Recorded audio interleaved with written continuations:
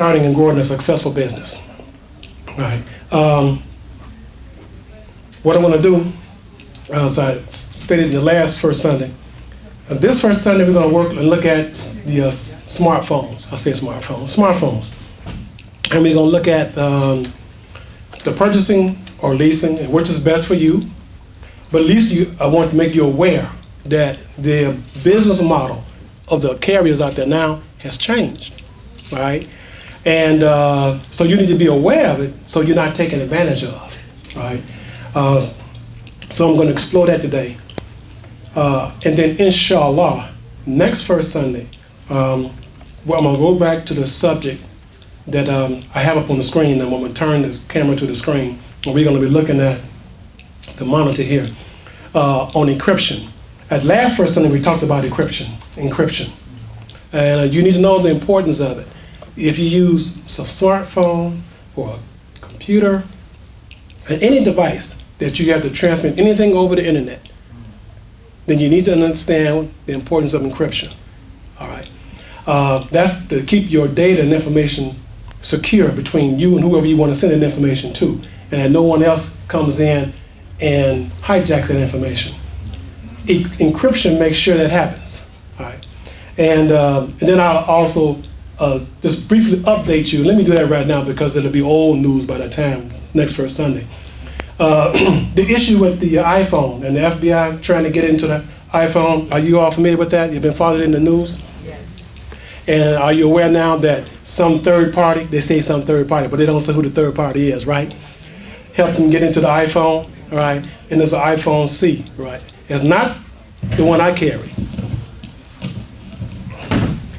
It's that the one I carry is iPhone 6. The one they got into was the iPhone 5C.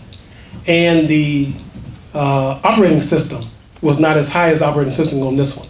Now, that doesn't say they can't get into mine or anybody else's. But that's not the one they got into. All right.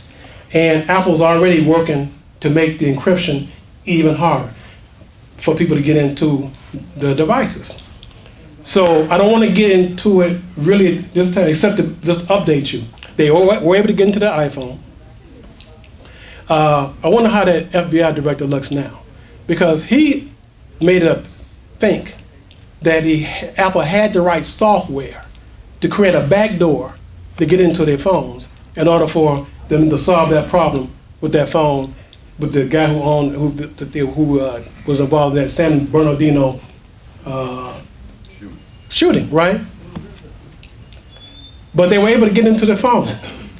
So really and truly, it wasn't just about that phone. Right. It wasn't just about that phone at all. That's what we want to make you all aware of. What they want to do is be able to get into anybody's phone when they want to. Okay, that's what they want. All right, that's what the government wants. And I understood what the President of the United States said when he said, well, we do need to have devices set up in such a way that pedophiles and other people can't just use the device and no one can get access to the data on devices. So we understand that. But there's a difference between doing that and then writing code where anybody can just break into your phones. Because if that happens, your phone's not secure. Nobody's phone is secure. Okay, let's understand that. No one's phone is secure. And people lie to get warrants to get into people's phones. All right? As the representative Isa said, the government lies. he just said it straight out. They lie. They lie. All right. He said, I've been in Democratic and Republican administrations. All of them lie. Okay. So inshallah, I wanted to just bring you up to date, because by the time we get together next first Sunday, inshallah, it'll be old news. But follow this. They're talking about the iPhone, they're talking about encryption. But encryption affects all of us. It affects all of us. All right. If you do any kind of banking over your phone, you do anything on your phone, encryption is important. All right. So, inshallah, next first Sunday we'll return to encryption, and we'll talk about how important it is. All right. So, but today I'm going to talk about smartphones. And what's the new thing with the smartphones? What's the new business model? What model are they using now? So I want to call your attention to the monitor over here, and I need to change the, because we're broadcasting out on the internet. We're a live stream, and I want to make sure that we, and let me make it as close as I can. And can you give an email to Elam? Because they need to refocus these cameras to the screen. Okay. They'll be in a minute to refocus the cameras so everybody can see what we're doing to the screen. Let me tell you what technology we're using here. This is the iPad I'm using. This is an iPad. And we're on a wireless network here. As long as we're on the same wireless network, connected to that monitor is an Apple TV. It's called Apple TV. It receives a signal from Apple products, right? That's how I'm able to mirror my iPad to that, so you can see. You're seeing exactly what I have on my screen, all right? And see, it's going to switch back. So let me go back to, all right. And I'm going to move this just a little bit, so. Okay. Okay, so. Okay, so. I'm only dealing with the 4 largest carriers. Because most people get their phones and get their programs. That means the carrier who carries their signals and stuff like that. They get it through most of these 4 carriers. And they got others out there. Cricket, which has been purchased, Cricket was purchased by AT&T. So Cricket, but they still market it separately, right? But AT&T owns Cricket, for those of you that may not know.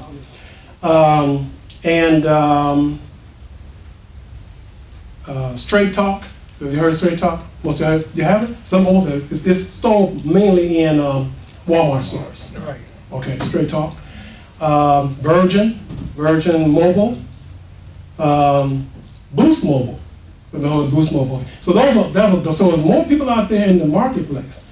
But for the most part, most people probably get their phones or their plans through either Verizon, AT&T, Sprint, or T-Mobile. Those are the 4 biggest, or 4 largest. Right. So those are the 4 I'm going to deal with. So let me tell you the business model now.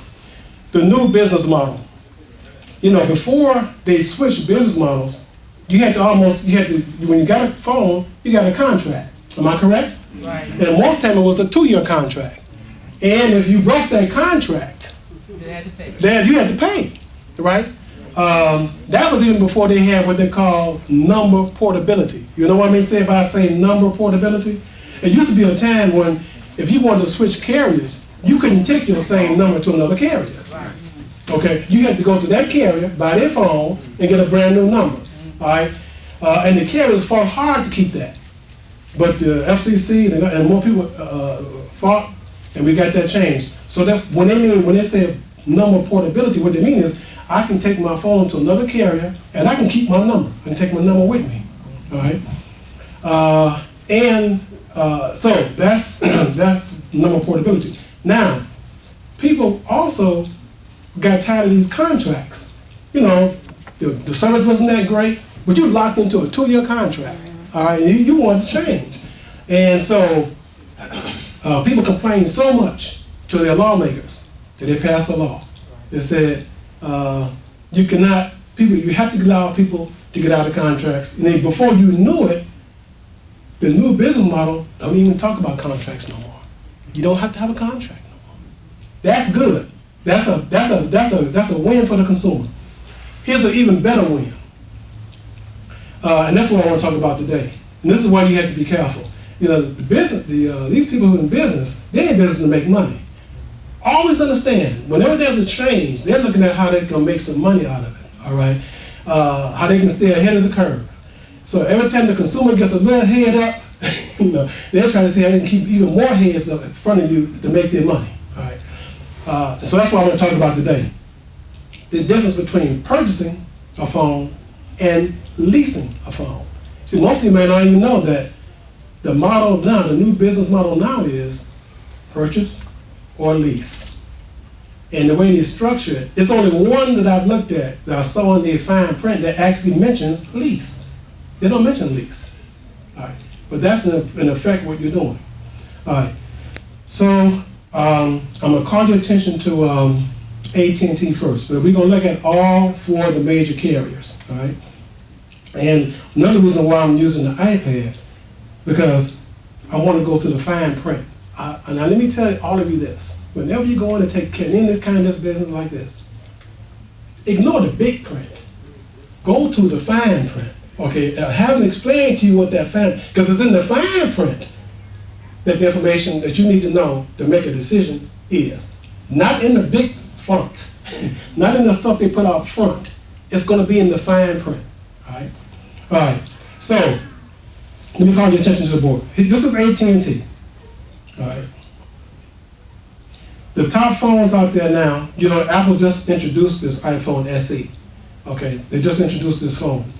But that particular phone is not as expensive as the phone, this is the iPhone SE. It's not as expensive, it's just a little smaller, and it's not as fast as the iPhone 6 or the iPhone 6S. But they're aiming at a market. The market they're aiming at are people who are still using their iPhone 4s. There are still people out there that got iPhone 4s, and they're trying to get them to come up to the next, go up. And this phone is not as expensive as some of the later iPhones. The Samsung Galaxy S7 Edge, and then there's the Galaxy S7. And only Samsung and Apple, they all compete. These are what they call the high-end phones. All right. All right. That's why AT&T have them up first on their website. But if you slide up, you get to the other older phones, a little older. There's the Galaxy S6, there's the 6S Plus, and there's the 6S. And if you go up a little bit more, you see the Galaxy Note 5, the LG, Samsung, and even if you keep going up, you get to the older phones. All right. Now, what I want to do is get up to this fine print. This is what I want to get to. This is one of the reasons why I'm using this. All right. All right. Now, follow me. Don't get caught up in the jargon now as I read this. And then I want someone to do some math for me, okay? I'm going to tell you when we get ready to do the math. I can try. Now, let's see. There you go. How's that? A little better. I know. It's a little better.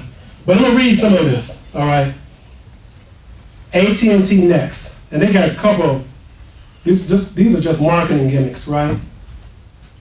Okay, good. AT&T Next requires a 0 APR installment agreement. Tax due at sale. That means if you go through this, and I can tell you this now because I did this through T-Mobile. When I got the two phones and the iPad I have, when I got them, I paid the tax at the time I got the phones. All right. And it's a good deal. I'm telling you, it's a good deal. All right. 0 down. Notice these words. Required well-qualified credit. You know what that means? You heard that? You've heard that term before? Yeah. For well-qualified? Okay. Just simply means you got to have good credit to do this, all right? To get it for 0 down, all right? Then they have AT&T Next. 24 has 30-month agreement. There's a 30-month agreement, but it's called 24, all right? Trade in to upgrade at 24. Remember those terms. Trade in to upgrade at 24.